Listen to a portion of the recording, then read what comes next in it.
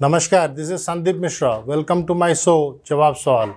Today we have with us Shri Pawan Khera, the spokesperson of All India Congress Committee. Welcome to Jawab Sual. Thank you, Sandeep. Recently, the Congress party held its Chintan Shivir in Rajasthan. There have been different reports. How do you actually plan to revive the party, considering that the party's fortunes have been dipping over the years? That was the idea behind this brainstorming session that we had in Rajasthan, where it was a mix of young and old, experienced and enthusiastic young men and women. And it was a very free, fair and frank exchange between different age groups. It was a first for me. I mean, this kind of an experience I had never ever gone through in the past.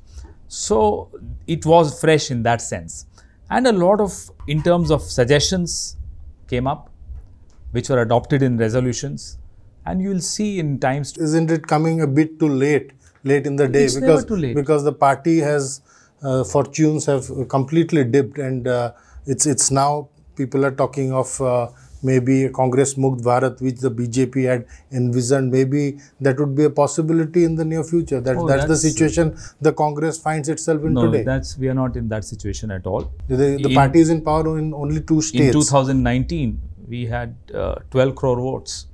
So you can't say it's a Congress Mukt Bharat, even if Mr. Modi keeps dreaming about it. He sleeps for 6 hours, I am told. And in these 6 hours, he only dreams about the Congress, unfortunately. Let them wish a Congress Mukt Bharat. That's not happening. But the party is facing electoral rout after rout. And that's fine. That's the reason why we... Even lot of pollsters say that the party isn't going to do well in Gujarat and Himachal, which will be having elections. That's the reason why we met, to introspect, to carve out the way ahead, to find out what are the kind of reforms that we need to bring in within the party. And that was, as I said, a very free, fair and frank discussion. And we came up with some resolutions which you will see the result of. Don't you think there is a confusion at the ideological level? Because two narratives which have dominated Indian politics in recent decades. One is, of course, the social justice, the Mandal Commission narrative, and another is the Mandir narrative, which is quite dominant now. So in this kind of a situation, how do you plan to reinvent your ideological stand? No, I think as a party, a 135 plus year old party, which has seen a lot of ups and downs, we don't really need to borrow anybody's narrative. We have our own narrative. Where we went wrong was that we decided to ignore our own narrative and started reacting to somebody else's narrative. So you got confused, is it? We are not confused. We are very clear. Then why did you forget your stand and I'll started because replicating if them the dominant narrative demands a response, obviously we need to respond to that dominant. Today, if you switch the television channels on, I don't know about the regional media, but if you switch the national television channels on, you will only watch Gyanvapi Masjid versus Fountain versus So Shivling. what is the party stand on Gyanvapi? The party I was seems coming to be that, if I can complete my sentence. So you need to respond to that also. Doesn't mean that that's our narrative. Our narrative continues to be, when we were in power, it was rights-based approach, right to food, right to education. We are the party which truly believes in the last man standing. Whoever that last person. So does this welfare narrative still hold good? Is the electorate relating to you because of this narrative anymore? Whether the electorate relates to this narrative or not, that's the need of the hour for this country, especially after COVID, when the MSME sector has collapsed, especially after demonetization, when the unorganized sector has collapsed. This is the narrative which is required in this country for a political party. Evidently, the electorate is not responding because to the narrative. other side is loud. They have resources. All that they believe in is headline management and even event management. Now, we as a party may find it difficult to match the kind of resources the BJP has. Look at the electoral bonds. They have institutionalized corruption when it comes to political funding. We can't match that, and we don't wish to match that.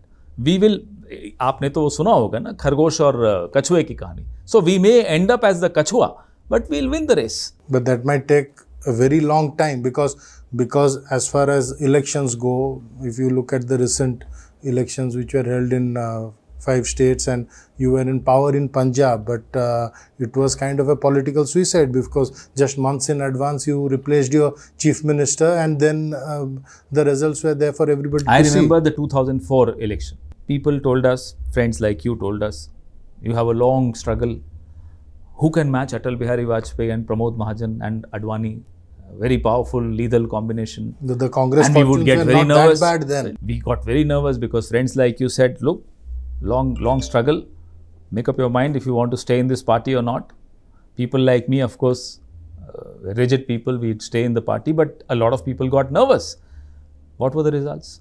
Please trust the instincts of this country. Forget Congress, forget BJP. This country is intelligent enough to realize that this is not the right narrative for us. This is not the right agenda for us. But even your leaders, some of your leaders do not seem to buy your own narrative, and they are quitting parties dime a dozen. It happens all over the country, and even recent Hardik Patel also left the party with the same allegation that it's not working. When times are challenging, that's also the test for each one of us. Whether I have it in me to put in the struggle, the kind of struggle that is required or not. If I don't have it in me, I'll leave. But if I have it in me, I'll fight. So this is a test. If a Jyotiraditya Scindia wants to be where the power is, God be with him. God bless him. If a Hardik Patel, despite being made the president, working president of the party, decides not to work, have you seen a working president not working? So who stopped him from putting in his best? No, you can't expect a Rahul Gandhi sitting in Delhi to keep picking up the phone asking Hardik, ye karo Hardik. Hardik has to come up with a roadmap.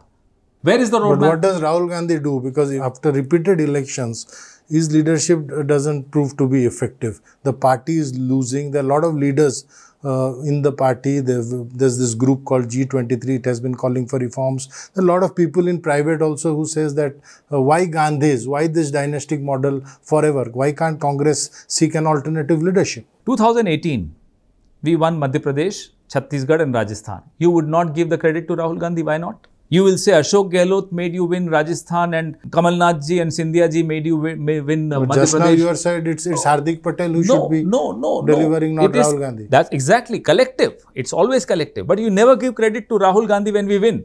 You say, oh, he has been losing. Why do you say he's been losing? Yeah, mostly he's been losing. No, when he was president, we won these 3 states. When he resigned as president, yes, we've been losing. I'll put it that way. So, mind you, you talk about dynasty. 1989 onwards, there have been 6 governments either led by the Congress or supported by the Congress. There was no Gandhi as a prime minister. Nobody talks about that. But they remain the power center. What is the power center? Political party has to function in a manner where everybody wants them as a leader. I want them as my leader. How can you or anybody else have a problem with that? They didn't become the prime minister, and I feel they should have, but they didn't. So, if Sonia Gandhi as president of the party and convener of the UPA, chairperson of the UPA, tries to ensure that the manifesto gets implemented, that's not interference. That's the job of the party president. Why can't the party try out somebody new? Why the Gandhis only? Why should anybody else have a problem with our leaders?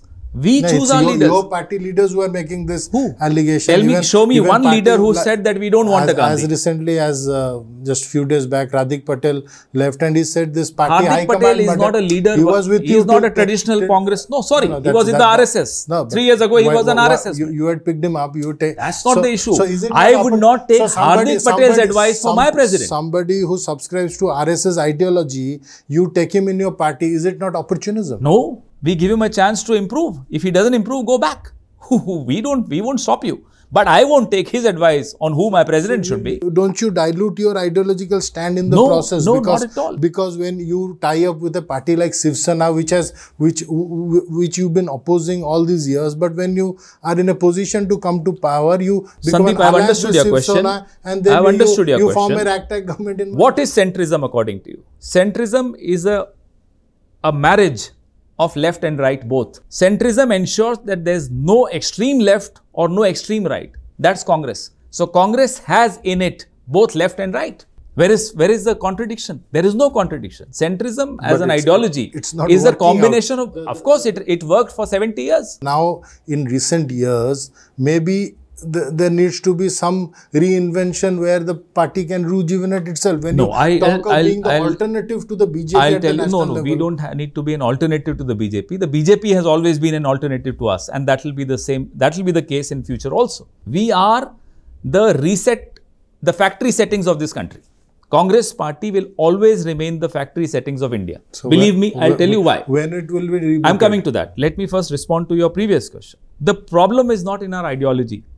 The problem is that we have failed to understand the modern communication. We have failed to understand the modern means of election management. Election victory, there are several components. These two critical components is where we lost out. I think that's where we need to reinvent ourselves. Ideologically, we are absolutely clear. Our leadership is absolutely sure. We are all very, very clear about, we are more sure-footed on our ideology than any other political party can be. But when you talk of ideology, but you also seem to be following a soft Hindutva kind of a stand at times. When Rahul Gandhi comes up with a statement, say, I am a Jankari Brahmin. When Priyanka Gandhi makes a statement that construction of Ram Mandir will bring about national unity. So is it not that you are also in a way falling into the BJP trap? No, we are not. As I repeat my definition of centrism. Centrism is a combination of left and right. So it cannot be. You play both ways. It's not playing both ways. Whenever it's Sorry, sir. It's not playing both ways. The country comprises of different streams of thought. As a political party, all those streams of thought. Congress is an umbrella. Congress is but a social alliance. What is Congress? It's alliance of various streams of thoughts which come together and under this umbrella. So I see absolutely no contradiction in Rahul Gandhi talking about his identity. Because we were all born in some identity or the other. You are born in an identity. I am born to an identity, which is fine. But can that identity be used against somebody else? No, that's not what Congress believes in. If I am a Hindu, doesn't mean that any other non-Hindu will be a problem for me. No, not at all. Because the Constitution of India is the guiding book when we are in power, when we are in government. When you talk of SCBC quota, when you talk of Dalits, there's somewhere also you play the same identity. Doesn't the Constitution talk about reservations? So are you trying to say that the Constitution is playing into identity politics? We are following the book which governs our lives, which is the Constitution of India. That also undergoes amendments at times. Fair enough. Whichever party is in power, they make the amendments to suit their political purposes. But social realities required reservations, and therefore the Constitution gave them reservations. You want the Congress party to talk against it? I'm sorry, we won't do it. So the same identity politics Congress also plays. Where is the identity? Maybe in a different way. Give me an example. When you talk of caste, when you talk of Rahul Gandhi suddenly coming with a statement that I'm a Brahmin. He didn't say that. Yes. No, he made a statement I said that. Reported. Randeep Surjewala said that. He didn't say that. No, we said reported. That. I remember. No? I mean, whatever reported is not so what. Why not? If the BJP tries to say, oh, Rahul Gandhi is a Christian, is a Muslim, is a XYZ, we just have to tell them, yeah, tumko nahi malum, this is the fact. We can't tell that. Why? Will you stop using your surname? And if you use your surname as Mishra, can I accuse you of playing into identity politics? No, I can't, because that's your identity. Just as Pawan Khera is my identity. I'll use my identity. But somewhere, don't you think there is some confusion somewhere, or there is some disconnect somewhere, to rephrase it, which is why you are losing state after state, and in lot of states, regional parties have come up which are proving to be much stronger than the Congress, and the Congress is not seen as a viable alternative to even the regional formations. As I said, we have identified the anomaly. What is the problem with our organization? Yes, we've identified that. Why did it take so long? It does take time. Obviously, we need to understand. We are not like somebody sitting in Nagpur with a remote control. We don't have that system. We are the only truly democratic party. Give me one example of any non-Congress party which has an election for its president. Give me an example. Was Nadda elected? Was Amit Shah elected? Do you know how they became the president? I don't know. Somebody in Nagpur knows. Do you know Nagpur, RSS is controlled by 14 families? For 100 years, 14 families. The election of Gandhi is also a foregone conclusion. Sorry, no, you are wrong. Jitin Prasad's father had contested. It was not a foregone conclusion. Earlier in the past, several elections have happened. It was never a foregone conclusion. No, you are absolutely wrong. Majority of times that's Sorry, the case. you're wrong. You're wrong. Rahul Gandhi quits, then it goes back to Sonia Gandhi. Tomorrow again That's it's what back to that's Rahul what Gandhi. we want. Yes. That's what we want. As congressmen, that's what So I want. I want the her same to be my Nehru president. Gandhi family, which is That's my choice. yeah. You can't stop me. It's not. I vote. It's not an. Sorry, sir, I vote. They come from with my vote. You can't influence my vote. As a congressman, how can you influence my vote? I want to vote for Rahul Gandhi. You can't interfere, no. No, Just as I can't interfere in who you vote consensus. It happens at times. It's not that there is a proper there is a secret ballot. You show me one more party which has even this system. Tell me. Give me one example. You won't have an example. Look, I have studied this very, very deeply. Every party justifies their, no, sir, there is no justification. They elect their president. Not one party which comes even close to the kind of process we have in electing our president. So you have such RSS is, wait, let me finish. RSS is not registered. I'm sure you know about that. They don't have their account books. They don't have their membership registers. They are not even registered under the law of land. Yet they rule your life. Yet they decide who will be the minister in charge of Sandeep Mishra's life. That's acceptable to you. But Rahul Gandhi being elected as president by the Congress party is unacceptable to you. Why? No, look at the contradiction in your mind. To me and what is not acceptable to we are having a frank discussion. Yeah. My point is, you claim you have internal democracy, there's no crisis in leadership, your narrative is fine, your ideological stand is fine. Even then, you seem to have lost ground in most of the states, and regional parties seem to have taken that place. I've given you the answer. So how do Two reasons. I've given you the reasons. I'll repeat. We are bad at election management. The modern style of management we need to introduce. We are not as good as we should be in our modern communication. We were very late on the scene as far as social media is concerned, or as far as the new media is concerned. We got very late. Is it so because that's the price we are paying. You did not promote adequate number of new generation leaders? Is it because you did not promote adequate number of youth leaders? It can't be a bigger lie than this. The highest number of MPs below 45 in the history of India were brought in 2004 and 2009. So how is it that... So how can you say that we did not bring new leaders? That is exactly what I'm asking. How did you fail in... so you asked me, but you can't say that you don't have young leaders. Maximum young leaders were brought by Rahul Gandhi. Yeah, I asked a question. How is it then when you have so many young people, but you failed on the social media management? That's a good question. That's a very... in communicating effectively. Very good question. I think most of our young leaders who were part of the government were more involved in governance than in political management, which happens. So I think we should have a clear demarcation of roles. There should be a separate election management department, which now we in the Chintan Shivir it was decided. And the governance part, of course, is taken care of by people who are in government. So that demarcation needs to be there. So how do you plan to revive all the state units? Because including in Odisha, as we see, the Congress is in a state of shambles. So how do you plan to revive? Is it only through social media management? No, I told you about the organization also. Yes. If you saw the resolutions in our Chintan Shivir, there is a fixed number of days in which all the vacancies have to be filled, 90 to 180 days. Within 6 months, you will not find a single block without a president, a single mandal without a president, a single district without a president. We first need to put in place our people. That's where we also lost out. Our organizational robustness is something which was missing, and that's why we introduced these aspects in our resolutions. And you will see the organization getting very robust. Is it organizational lethargy in a way? Because, for example, the Odisha PCC President Shri Niranjan Patnaik, he resigned after the 2019 elections. Now, his fate is still unclear. He makes open statements that he is not interested to continue, but it's been 3 years.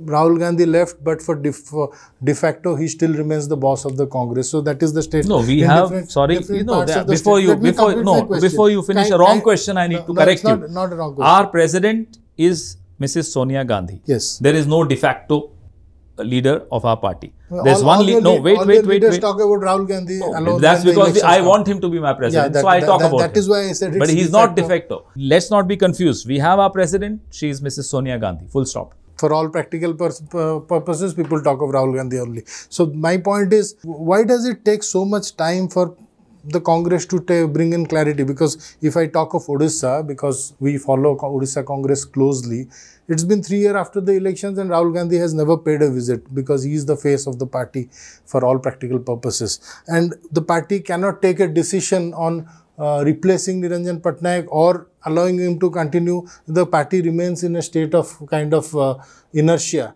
which is why, of course, the party's organization is badly hit. So why does it take so much? It doesn't befit me to comment on a particular state because I'm not in charge of Odisha. So in charge should be asked these questions. I don't need to interfere in what's happening in X state or Y state. But I can give you a general picture. In the general picture, we do not take decisions sitting in Delhi. That's why I call Congress party as the most democratic party. And if you are a most democratic party, obviously, if you need to take everybody's opinion and build a consensus, you will take time. You may take time, but that decision would be lasting and that decision would be acceptable to everyone. That's why the time But it takes years and fair enough. That affects your Why fortunes. are you in a hurry? No, we are not in a hurry. I'm asking questions because... So, let's not be in a hurry. Democracy but means... Your leader has not found time in 3 years to even pay a visit to a state like Odisha. If there is a program and he's called, of course he'll come. We all keep traveling. He's traveling all over the world, all over the country. Every time you see him somewhere or the other. He was in Gujarat 15 days ago. He was in Rajasthan. Not just the Chintan Shivir, but another rally. The least priority states. If there is a program, then they no. Odisha is an important state traditionally also, and otherwise also there is a connect of the Gandhi family with Odisha, which I don't need to repeat. We all know there is an emotional connect with Odisha. So that's not an issue at all. I don't think that's the case. But over the last 22 years, the party's fortunes have sagged to an extent that even senior leaders in your party make statements in the media that it's the BJD President, Chief Minister Naveen Patnaik, who calls the shots even in the Congress, and he influences the party high command as to who would be the PCC President. So that's a misplaced suspicion which some of them may have, but that's incorrect. But these kind of statements have also been made in the past. No, but that's incorrect, I'm telling you. Whether they were made in the past or they were made in the present, they are incorrect. How do you plan to take on the BJP in the 2024 elections? Is there any clear roadmap in place? I have a problem with the structure of your question. We are not here to take on the BJP. No, that is the party in power. Forget the party in power. We are here to ensure that our agenda, our narrative, our vision goes to every single voter, and then let that voter choose who he or she wants to choose. Where we went wrong was that our communication, for example, Nyay, the Nyunatam Aay Yojana of 2019, globally, people acknowledged that this was the best platform ever, best narrative ever, best idea ever. Unfortunately, we were unable to translate it to the last voter. That's our problem. That's where that's why even before you asked, I told you that that's where we went wrong. So we need to work on our dissemination. Less than 2 years to go for the 2024 elections. Enough for us. Do you think the party can bounce back and of course it will. Come back to power? There is no question that it won't. Of course it will bounce back. You are an experienced journalist. You've seen a lot of ups and downs of different political parties. Congress in 77 was in a bad shape. Indira Gandhi was removed from the CWC. Within 2.5 years, you saw what happened. So, as I said, it's a very dynamic country.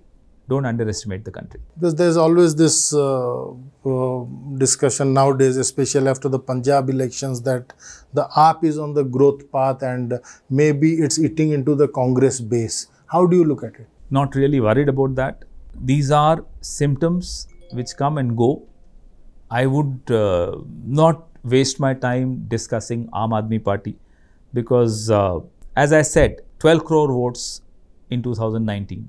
Every lane, every by-lane, every village of this country has Congress in it. It's not easy to root it out. Why do you have to root it out? To wish it away, as I said. When you talk of coming back to power at the center, obviously you need allies. So, are you looking at new allies of entering into agreements with some of the regional parties with whom you have not worked in the past? Someone say like BJD? Depends, because different states have a different political reality. State A could have a scenario where Congress is strong. There we'll figure out whether we need an alliance or not. There are some states where we are not strong. Obviously, then we'll think of alliances. Prashant Kishore was in the news. He made a presentation to the party high command, and there was a lot of speculation that he might even join the party, but of course he didn't. But where does his formula or whatever presentation, does the Congress still consider that? Will it be working on it? As a or political has it party, been thrown to the dustbin? Sandeep ji, as a political party, we invite a lot of suggestions. Experts, psephologists, analysts, data scientists, and we take their inputs. Some inputs we like and adopt.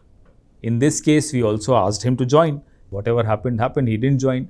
But our doors and windows are open for all suggestions always.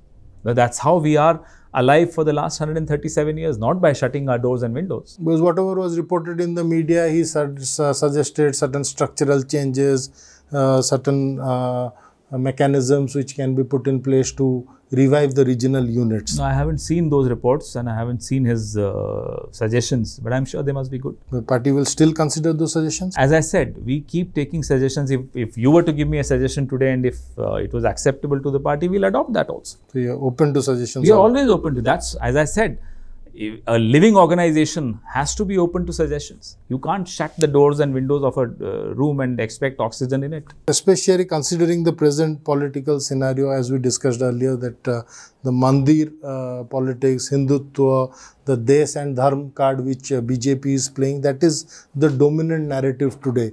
So how do you plan actually effectively to counter this very aggressively, so that the party, as you said, can be on revival path? Because at a political rhetoric level, that's fine. But when you talk of countering this kind of a narrative, do you have any specific plan in place? First of all, let's be clear, this is not a dominant narrative of this country. This is a desperate narrative of this government. If once you are clear about that, you will realize that this is no narrative. People of India are not happy with what is happening.